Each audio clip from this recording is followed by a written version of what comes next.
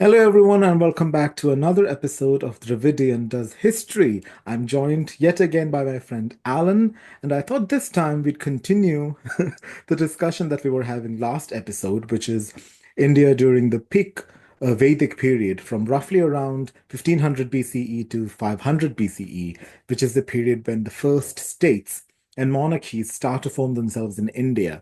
And I thought this episode, instead of me just rambling on, I'd let Alan have a few questions that he might have, and I'll answer them, and then we can connect the dots and fill in the gaps. How do you think about that? Or what do you think about that, Alan? I love it. And just as a Oh, wait. heads up, Okay, yeah. yes. No, I thought I Wait. wasn't recording. Oh, yeah, you are. Yeah, so just as a note ahead, full disclosure, I did not do the homework you gave me last time. You sound like I every think you student do I've ever that. studied with. Yeah, as you know. Ooh, I like this angle. Okay, Mm. right. Stop Okay, thinking about your beauty. sorry. It's impossible to ignore. Um, bombastic side eye. Mm. Okay, yeah, so I'm gonna ask you questions, and these are gonna be either very specific or um, it's gonna be like very silly, but Yeah, that's it's up to fine. you to I love tell us the questions. story. I love questions. That's the easiest way to get to know information, right? A lot of people ask me a lot of questions, particularly with the situation going on with India and Pakistan at the moment, especially at work. Mhm. A lot of people ask me questions because, it's a complicated situation. So history gives us a lot of perspective regarding that, because particularly because the period that we're discussing is the history of both India and Pakistan and parts of Afghanistan Mhm. during this period. So I think it's valuable Mhm. that we discuss it. So shoot me a question. Maybe I'll be able to answer it.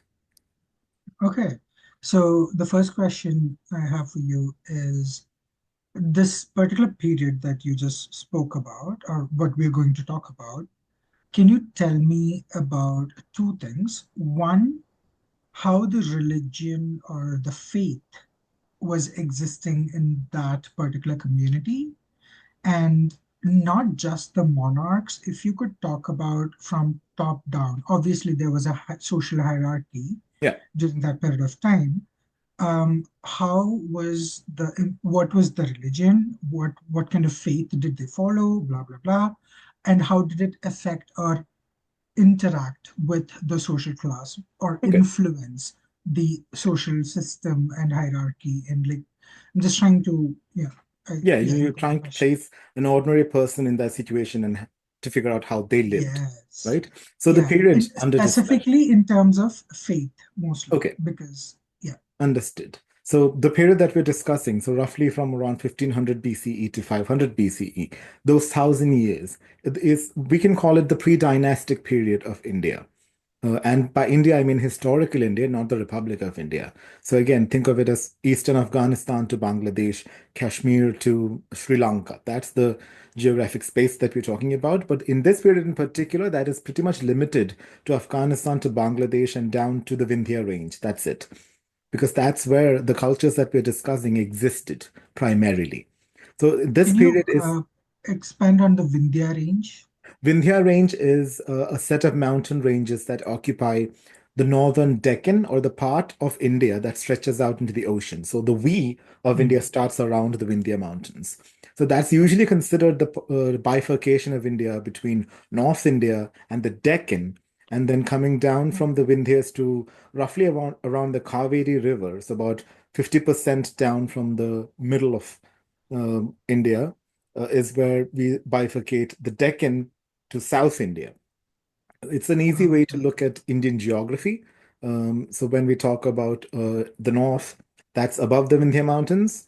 The Hmm. Deccan is between the Vindhyas and the Kaveri River, and everything below is what I would call southern India, generally. Okay, fantastic. Okay. Thank you. So this period, particularly with regards to everything above the Vindhya Mountains, all the way up to the Himalayas and Kashmir, eastern Afghanistan, and Bangladesh. So it's the most fertile part of India. So what Hmm. happened is roughly around the period from 1500 BCE to about 1300 BCE is when the people that called themselves the Aryas or the Indo-Aryan language speakers, meaning the people who spoke languages derived from Indo-European languages and then evolved into what is Sanskrit, and the various Prakrits, which then evolved into the North Indian languages, including Hindi, Gujarati, Punjabi, Rajasthani, Bhojpuri, Bengali, and all of these languages, the Pahadi and all these languages, and even Nepalese to an extent. uh, those people who considered themselves and called themselves the Aryas started moving into the Indian subcontinent from their ancestral homes. And they made this place their home and started doing rituals. And they called this land that they came to call home the Aryavrata. That was the name that they called this place. And everybody not included in their social hierarchy were called either the Dasyus or the Dasas, or they were the tribal Adivasis, or they were the Mlechas. Again, all of these are terms for different groups of people who either already existed in India or they came in contact with, or people who spoke different languages from the Indo-European language family, which they considered to be a pure language. So there was a little bit of ritual purity as well as cultural purity, as well as linguistic purity in their understanding of their world. These were nomadic people, so their faith and their daily lives were based around cattle and cattle raids and exchanging in a barter system.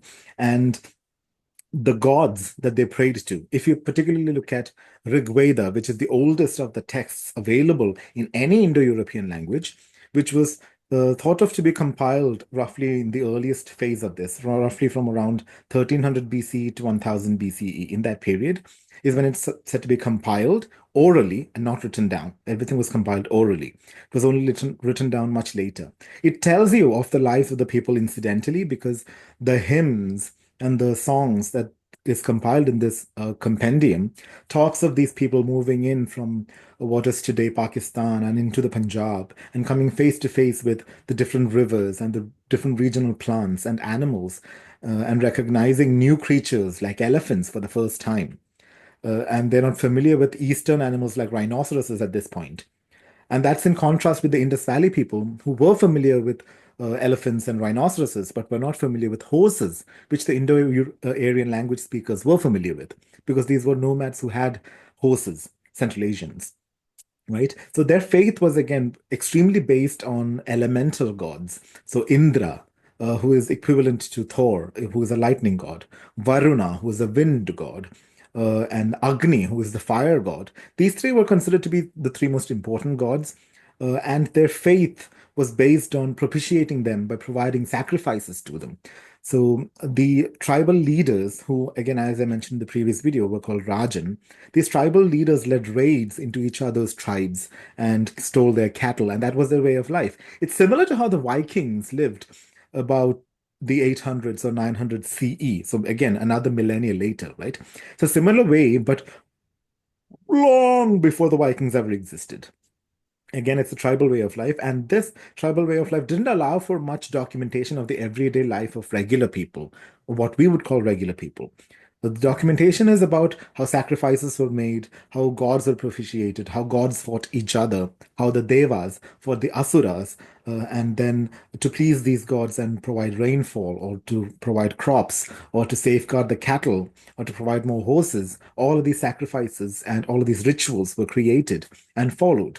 So that's how the first Kshatriya Brahmin conflict in the ideological stage comes in, because the Brahmanas were the ritualists and they had ritual power, while the Kshatriyas derived from the Indo-European language of Kshatra, which is again the same root that goes into Indo-Iranian Kshatrapa, which is the word for the satraps of Alexander's time. Again, you see the roots of how these words evolved with similar ideas into different words, right? So again, it's a signal of power. So the people with actual power and the people with ritual power were in conflict ideologically. And in the earliest stage, the Kshatriyas were above the Brahmins.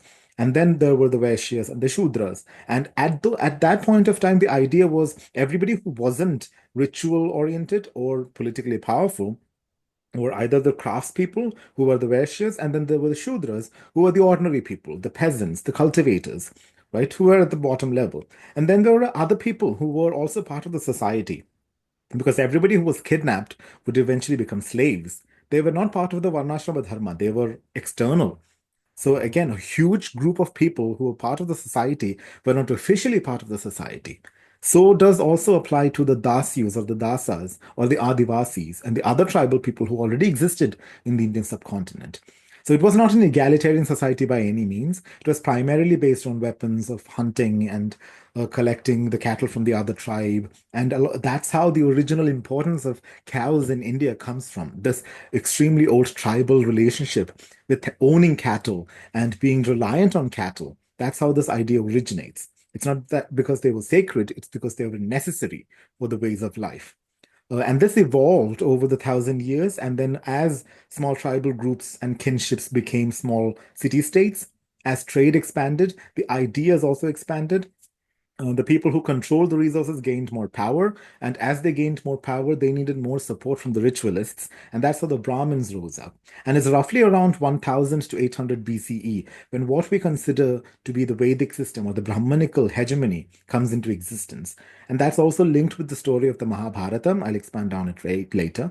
And then, Um, yes, what uh, time period are we now discussing? Like, can you give, 1000 because, BCE to 800 BCE. yeah, no. It's Oh, about okay. 1,000 years So, before Christ. okay. Wait, calm down. Jesus. Wait, it's like, so 200-year gap, right? Yeah, roughly. Again, this is Okay, not all set in good. Yeah. stone because archaeological dating is a little shoddy at this point of time because, for Mm, one, the Vedic documents weren't written down for at least 1,000 years after they were created and chanted, mm, orally transmitted, right? And the version that we got might have been adaptations of earlier versions. Classical mm, Sanskrit doesn't come into existence for another 1,000 years, mm. right? So No, again, so the establishment of the Brahminical system is system. roughly at 1000 to 800 BCE. Okay. And the Mahabharata story is central to why that process happened and it became established.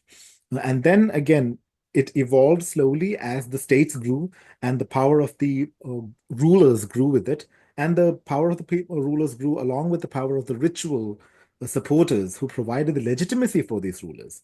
And that's how kingship and Brahmanism came together to support each other. So by Mm, the yeah, so that by the middle of the first millennium, so roughly by 600 BCE, in those 400 years, this process has settled down and it had become the norm of the way of life, where you were expected to do these rituals and spend money on these rituals and pray to these Vedic gods like Indra, Varuna, Agni, and the Ashwini twins, who were the horse gods. Uh, because again, horses were really important.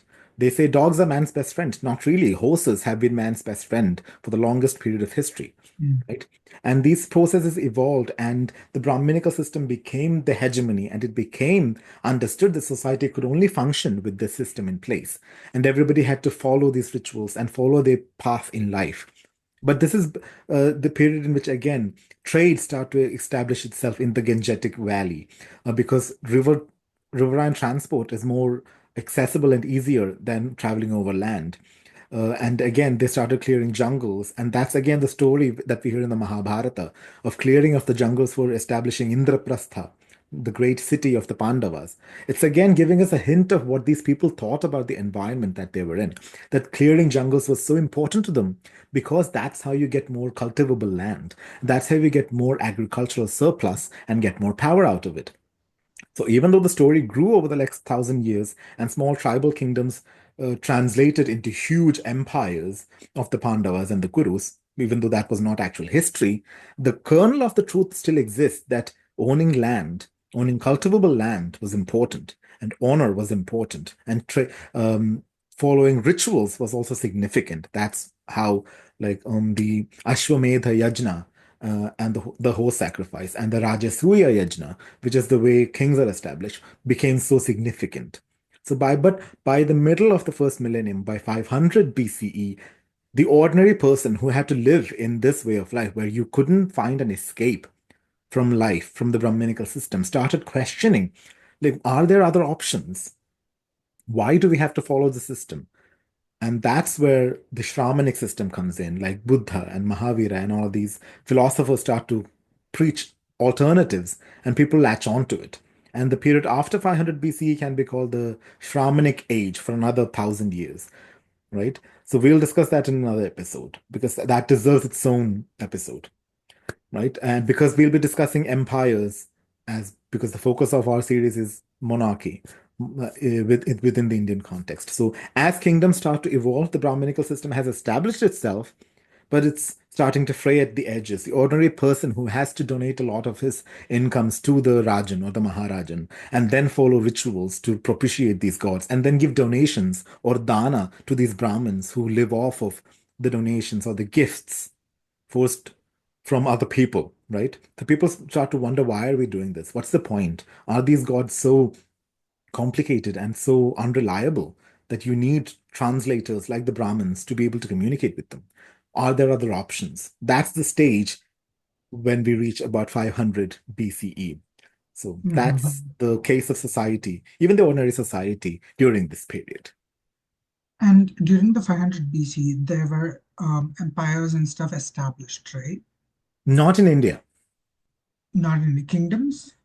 Kingdoms, yes, small kingdoms, roughly the size of, a few districts in any state of Okay. India had started establishing themselves. So again, we had a few kingdoms like Magadha or Vaishali. Vaishali wasn't really a kingdom. Matsya and Anga and all of these names that you hear in Mahabharata. These kingdoms, tiny kingdoms exist, but there are also what are called Ganasanghas, which is kind of a republic, an early form of republic, where a group of, Ooh. instead of one family or one dynasty controlling everything, a group of landowning families decide who is going to rule, and then that election process takes place, and they discuss the issues of the Ganasangha, and that helps with decision making and the trade and everything is discussed within this group. And it's a group of people, it's a committee that kind of decides on the future of that group. So the Vajjika League is a huge example of this, and that's where Buddha was born. Vaishali and all of those. It's again, it's a example of how geography determines what form of government you use. Because every Ooh. society that was in the Gangetic Plains itself, in the middle of the alluvial plains, they were monarchies. But those in the edges, towards the bottom parts of the Himalayas, away from the fertile plains, they started forming confederations or the Ganasanghas, and there was always a little bit of a rivalry between these. And that is evidence in the texts themselves as well.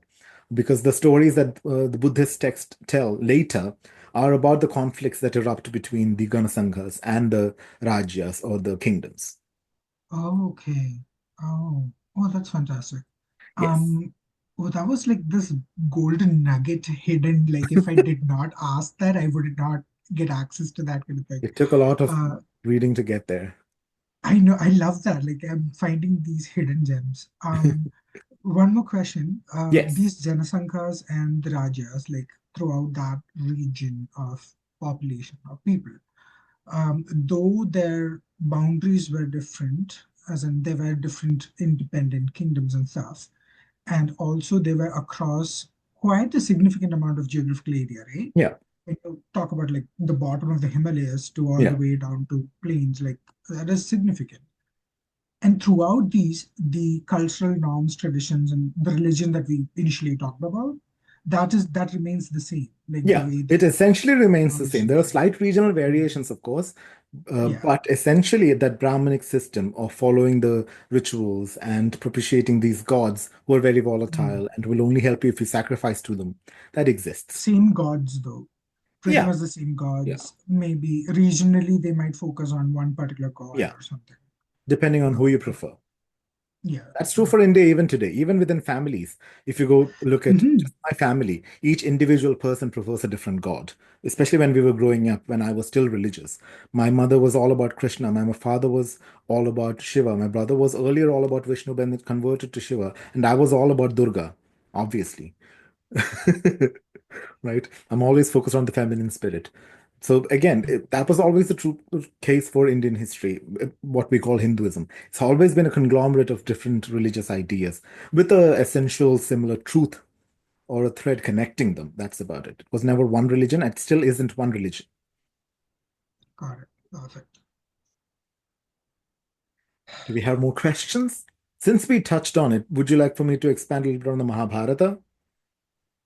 Yes. where it came from. So we the version that we have is again a version that evolved over 1,000 year period, at least 1,000 years. Academics believe it evolved from roughly around 500 BCE to 500 CE, and they are willing to shrink it to 200 BCE to 200 CE. It could be that period, right? Hmm. But realistically, it evolved over a significant amount of time because earlier there was no writing system in India. It was So it all was oral. oral. Even the Sanskrit language was oral, it was never written down. We got the writing system from other groups of people, which we will discuss in detail when we discuss the Mauryas. That's where the first writing systems come into existence, Ooh. right? So the Mahabharata story, even though it's mythological, even though it's fantastic, it's like reading Harry Potter or Lord of the Rings or Odyssey or any of these fantastic texts. There is a kernel of truth in there. Even though people want to believe everything in there is accurate and historical, it isn't. But there is a kernel of truth in there. So what we can find is there are correlations with archaeological and numismatic evidence, numismatic being coins, evidence that support later kings mentioned in the Mahabharata existing in actual historical data. For example, Parikshit and Janamejaya were later uh, kings mentioned in the Mahabharata who were like grandsons or great grandsons of Arjuna or the Pandavas, right? So they exist through archaeological evidence in actual Indian history. And their kingdom was called the Kuru kingdom, which existed in what is today Haryana and Delhi, that region, from roughly around 1000 BCE to 700 BCE. So roughly 300 years, Hmm. right? Roughly from their earliest state to their height to their decline. So Oh, so what that recent. it's that recent in actual history, right? Yeah. Again, but we can't fix an exact date because it's so long in the past, and getting actual Mhm, dates of mhm, any Indian historical data is it's a whole thing. So what academics generally believe is roughly around 900 BCE, in that century, roughly around that period, two sections of the early Kuru kingdom, the dynasty, those still tribal, they decided to fight each other for the throne, and it was a small scale conflict that involved different factions and regional tribal powers who are mentioned in the Mahabharata. And One side of it won out, and they wanted to legitimize their rule, so they used the support of the Brahmanas to establish new traditions and new sacrifices, like the Ashwamedha and the Rajasuya, and all of these Shrauta rituals is what they are called, the elevated rituals, to legitimize themselves and made them the ideology of that kingdom, the Kuru kingdom, which expanded out to become the first real hegemonic kingdom in that sphere in the Vedic period. It wasn't an empire or even a pre-empire at this time. It is still a really small state, but compared to the others, it had expanded out. So because their support was fully behind the Vedic system and the Brahmanic hegemony and the rituals associated with it, it expanded and everybody followed suit. So that's where the Brahmanic system first gets its real toehold. That's where Kshatriyas become lower than the Brahmanas. It's at this stage, right? And there is a real argument that the reason the Mahabharata story was told and retold and evolved and was accentuated upon and became ingrained is because this one faction of the family really needed Brahminic support, and they helped each other by retelling the story and adding their factional interests into it. And it grew, and then again, because there was no actual written documentation, bards or traveling singers took these stories with them, and they had the kernel of the story, but they sang it in their own different versions. And each city or each court or each Rajan they met or each audience they performed for. So imagine a Kathakali performance. They have to adapt it slightly to reach the audience, right? If Beyonce goes to a different city, she calls out the audience for that city, right? So she has to adapt it. So similarly, these bards adapted the story to meet the sensibilities of the audience. And then people liked the story and understood the concepts. And this earlier poem, a small poem, which is sometimes called Jaya or Bharata, evolved over the next few centuries to become the Mahabharata. And as the idea of kingship itself evolved, the ideas of this tribal kingdom in the early 1000 to 800 BCE period transformed into a huge kingship where empires were a possibility, even though that didn't exist during the period that we're actually discussing. And this might get me into trouble because this is my own perspective. But I feel that based on the story that we tell of the Mahabharata, even today, the usurpers won the battle. The people who were not the legitimate successors to the throne actually won the battle and had to use the Brahminic system to legitimize themselves. Because if you know the Mahabharata story, the Pandus and the Kauravas are the two factions who fight. And if you look at the story, the Kauravas' father, Dhritarashtra, who was blind, was denied the throne originally. But his younger brother Pandu was offered the throne, but then Pandu died. And then that's how the dynastic struggle began. Because even though Dhritarashtra was the king, his kids weren't rightful heirs because Pandu's sons should have followed the succession. Right? That's the story. But then within the story itself, Pandu's children are not Pandu's children because Pandu's wives, Kunti and Madri, have the children with gods. So there is no possibility that these kids are related by blood to the bloodline of the dynasty. So, how are they legitimate heirs to the throne? That's a question I want you to ponder and maybe try to come up with an answer because I think we're running out of time for today. Oh no. Unless you want me to do Okay. another session, we could do another Uh, session. But I want you to ponder that question and try to come up with an answer because then I can explain why I think the usurpers won. What do you think about that? mm, yeah, sounds good. Okay, so we'll get back and we'll talk in more detail about this period and how the rest of the world was doing at this period in the next episode of Dravidian Does History. Have a great day, everybody. Bye.